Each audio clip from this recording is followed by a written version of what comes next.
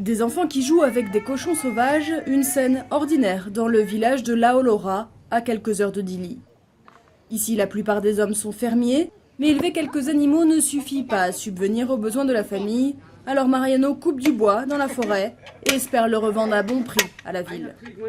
Un travail usant qui lui permet tout juste de payer les factures, car depuis plusieurs mois, Mariano a l'électricité.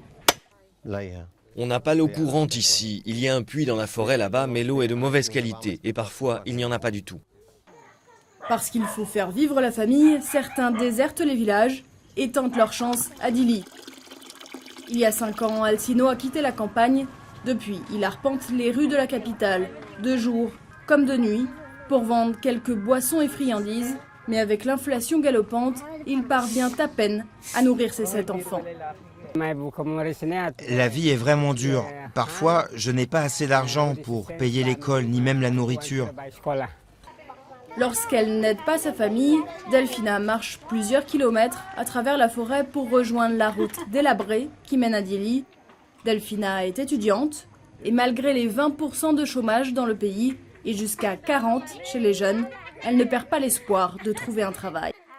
C'est sûr, le travail ne tombe pas du ciel, mais en ayant de la volonté, je crois que je peux trouver. Près de la moitié de la population vit encore sous le seuil de pauvreté, mais la découverte de gisements d'hydrocarbures est source d'espoir. On dit souvent que c'est un pays riche avec une population pauvre. Mais la pauvreté recule et il y a les ressources pétrolières. Le gouvernement commence seulement à investir ses ressources dans l'économie et nous espérons que ça aura rapidement des répercussions.